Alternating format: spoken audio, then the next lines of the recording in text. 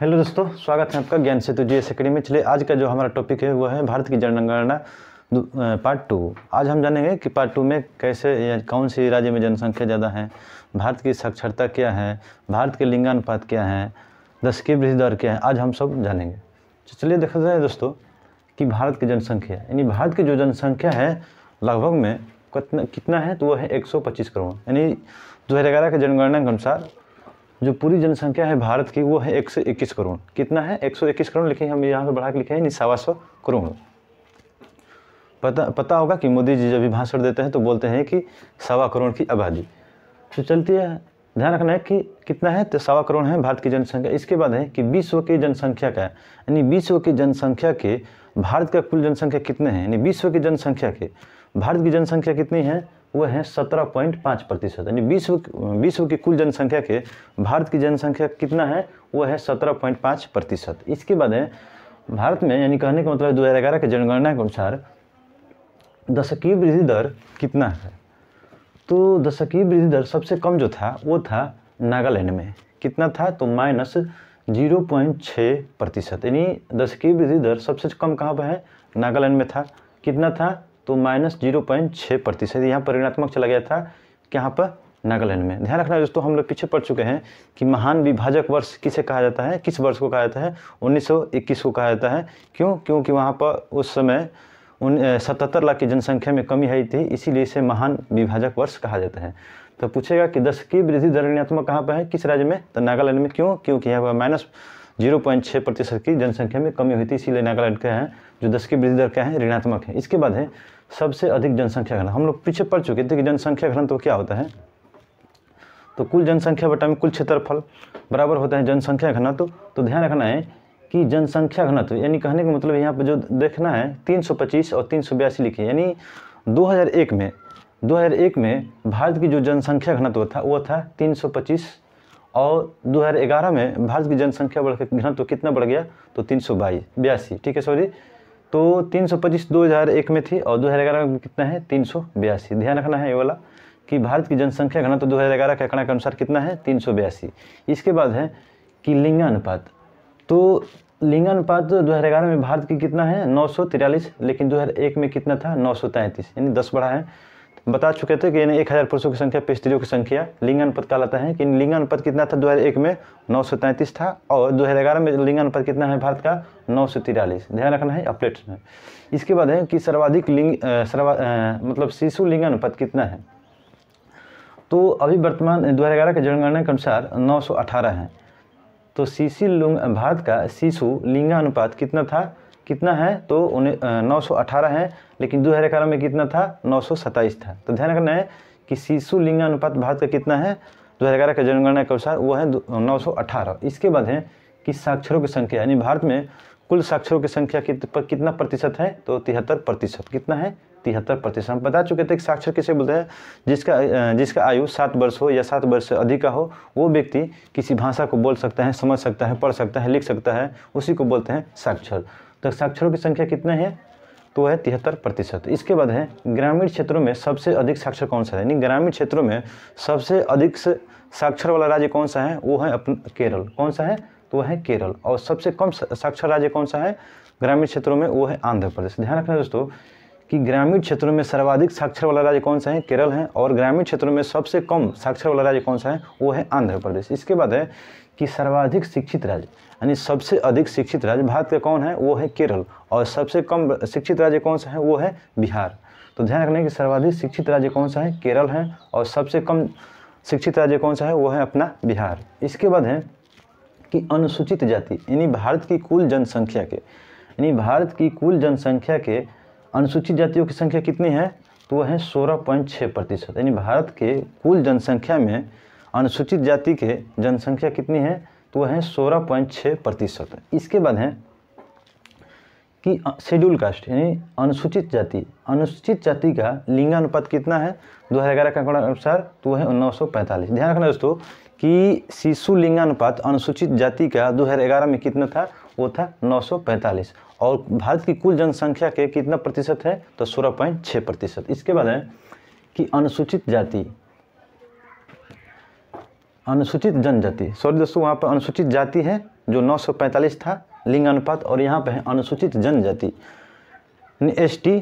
तो अनुसूचित जनजाति का जो लिंग अनुपात है वो कितना है 990। ध्यान रखना दोस्तों कि शिशु अनुसूचित जनजाति लिंग अनुपात कितना है उसका, तो 990 है। इसके बाद है कि सबसे अधिक जनसंख्या। ध्यान रखना दोस्तों कि सर्वाधिक जनसंख्या वाला राज्य कौन कौन से हैं, तो सबसे अधिक कहाँ पर है, तो वो है सबसे अधिक यूपी में है, उसके बाद महाराष्ट्र में है, और तीसरे नंबर पर MP। तो सबसे अधिक जनसंख्या वाला राज्य कौन सा है, सबसे ज़्यादा यूपी में, उसके बाद महाराष्ट्र में, और तीसरे नंबर पर मध्य प्रदेश में।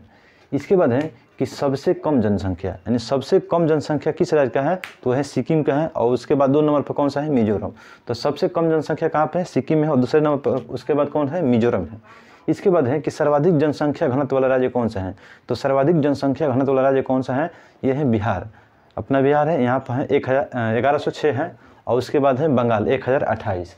तो सर्वाधिक जनसंख्या घनत्व वाला राज्य कौन सा है, बिहार है, जहाँ पर कितना है, यहाँ पर जनसंख्या घनत्व 1106। बंगाल का कितना है 1028, यानी कितना है 1028। इसके बाद है कि सबसे कम जनसंख्या घनत्व कहाँ पर है, तो भारत के किस राज्य में सबसे कम जनसंख्या घनत्व है, वो है अरुणाचल प्रदेश, जहाँ पर है 17। तो सबसे कम जनसंख्या घनत्व कहाँ पे है, अरुणाचल प्रदेश में है, कितना है, तो 17 है। इसके बाद है कि सबसे अधिक लिंग अनुपात, नहीं भारत के किस राज्य का सबसे अधिक लिंग अनुपात है, वो है केरल। यहाँ पर केरल यानी 1000 महिलाओं की 1000 पुरुषों की अपेक्षा 1000 महिला हैं, यानी 1084 है। तो सबसे अधिक लिंगानुपात वाला राज्य कौन सा है, केरल है, और सबसे कम लिंगानुपात वाला राज्य कौन सा है, वो है हरियाणा। तो सबसे अधिक लिंगानुपात वाला राज्य केरल, और सबसे कम लिंगानुपात वाला राज्य हरियाणा। तो ध्यान रखना है।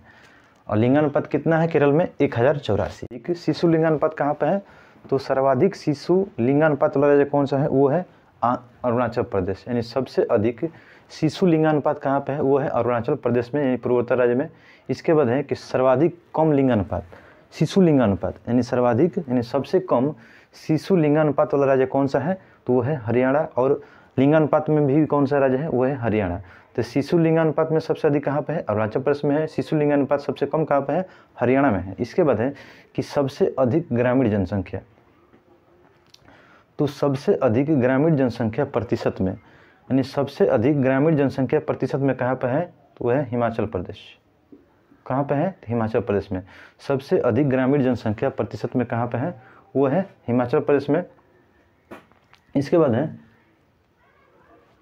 कि सबसे अधिक नगरीय जनसंख्या प्रतिशत में, तो सबसे ज़्यादा नगरीय जनसंख्या प्रतिशत में किस राज्य का है, वो है गोवा का। ध्यान रखना है कि सबसे ज़्यादा जनसंख्या प्रतिशत में कहाँ, नगरीय जनसंख्या कहाँ का है, वो है गोवा का। इसके बाद है कि सबसे अधिक, यानी कहने का मतलब है कि सर्वाधिक SC यानी सर्वाधिक अनुसूचित जाति प्रतिशत में कौन सा राज्य आगे है, वो है पंजाब। यानी कहने का मतलब है कि प्रतिशत की दृष्टि से सर्वाधिक अनुसूचित राज्य कहाँ पर, सर्वाधिक अनुसूचित जाति कहाँ पर निवास करते हैं, वो है पंजाब में। तो प्रतिशत के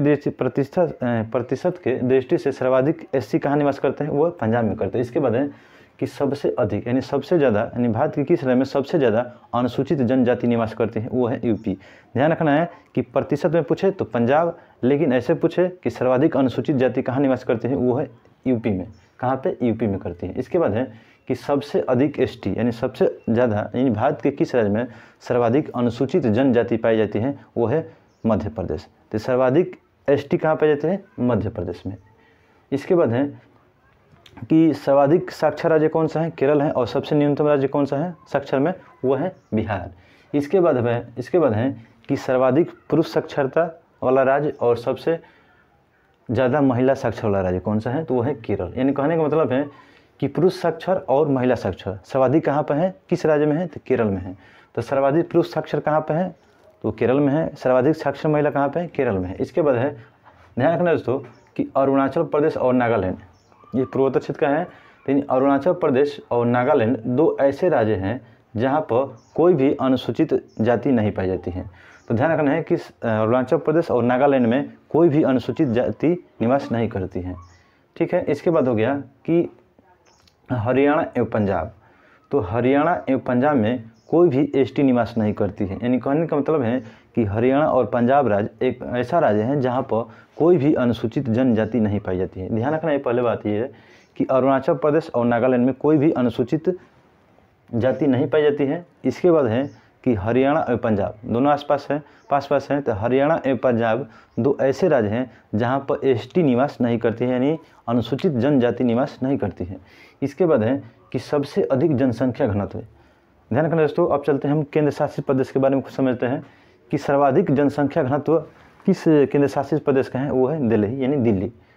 तो सर्वाधिक जनसंख्या घनत्व वाला केंद्र शासित प्रदेश कौन सा है, वो है दिल्ली है। इसके बाद है कि सबसे कम जनसंख्या घनत्व किस केंद्र शासित प्रदेश का है, वो है अंडमान निकोबार। तो सबसे अधिक कहाँ हो गया जनसंख्या घनत्व, दिल्ली में, और सबसे कम कहाँ हो गया, अंडमान निकोबार। इसके बाद है कि सबसे अधिक लिंगानुपात, यानी सबसे अधिक लिंगानुपात कहाँ पे है, तो वो है पुडुचेरी में। पुडुचेरी में सबसे अधिक है और सबसे कम कहाँ है, दमन एवं दीव में। तो सर्वाधिक कहाँ है लिंगानुपात, तो वो है पुडुचेरी में, और सबसे कम कहाँ है, दमन दीव में। इसके बाद है कि सबसे कम जनसंख्या, यानी ध्यान रखना है कि सर्वाधिक जनसंख्या वाला कौन सा केंद्र शासित प्रदेश है, वो दिल्ली है। लेकिन सबसे कम जनसंख्या वाला केंद्र शासित प्रदेश कौन सा है, वो है लक्षद्वीप। तो सबसे कम जनसंख्या वाला कौन सा केंद्र शासित प्रदेश है, वो है लक्षद्वीप है। सर्वाधिक जनसंख्या वाला कौन सा है, वो है दिल्ली। इसके बाद है कि सर्वाधिक साक्षर केंद्र शासित प्रदेश कौन सा है, वो है लक्षद्वीप। यहाँ पे महिला भी साक्षर है और पुरुष भी। इसके बाद है कि लक्षद्वीप एवं अंडमान, लक्षद्वीप और अंडमान निकोबार द्वीप समूह ऐसे केंद्र शासित प्रदेश हैं जहाँ पर कोई एससी नहीं पाई जाती है, यानी शेड्यूल कास्ट नहीं पाए जाते हैं, यानी अनुसूचित जाति कहाँ नहीं पाई जाती है, तो वह है लक्षद्वीप और अंडमान निकोबार द्वीप समूह में। तो लक्षद्वीप और अंडमान निकोबार द्वीप समूह में कोई भी एससी निवास नहीं करती हैं। इसके बाद है दिल्ली है, चंडीगढ़ है और पुडुचेरी। दिल्ली, चंडीगढ़ और पुडुचेरी ऐसे मतलब केंद्र शासित प्रदेश हैं जहाँ पर एसटी निवास नहीं करती, यानी कहने का मतलब है कि अनुसूचित जनजाति निवास नहीं करती हैं। तो ध्यान रखना है कि एसटी कहाँ नहीं पाया जाता है, तो चंडीगढ़, पुडुचेरी और चंडीगढ़ में, ठीक है। दिल्ली, चंडीगढ़, पुडुचेरी में एसटी निवास नहीं करते हैं। और लक्षद्वीप एवं अंडमान निकोबार द्वीप समूह ऐसे केंद्र शासित प्रदेश हैं जहाँ पर कोई एससी नहीं पाई जाती है, यानी शेड्यूल कास्ट नहीं पाए जाते हैं। तो हो गया सर दोस्तों कि सबसे कम जनसंख्या कहाँ पर है, लक्षद्वीप में। सर्वाधिक जनसंख्या कहाँ है, दिल्ली में। तो चलिए दोस्तों, हमें उम्मीद होगी कि ये वीडियो आपको काफ़ी अच्छी लगी, ठीक है। तो क्लास को समाप्त करते हैं, ठीक है। Thanks for watching.